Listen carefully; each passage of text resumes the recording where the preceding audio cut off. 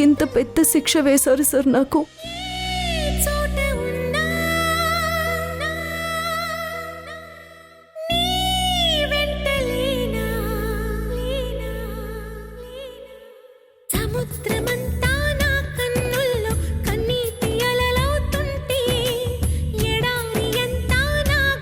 నేను కూడా నీ కొత్త జీవితం నీ భర్తతో చాలా బాగుండాలని మనస్ఫూర్తిగా కోరుకుంటున్నాను.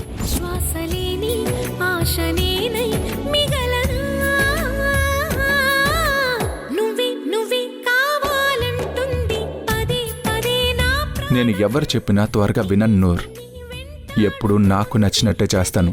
కానీ మా అమ్మ చెప్తే వింటాను, అత్త చెప్తే వింటాను.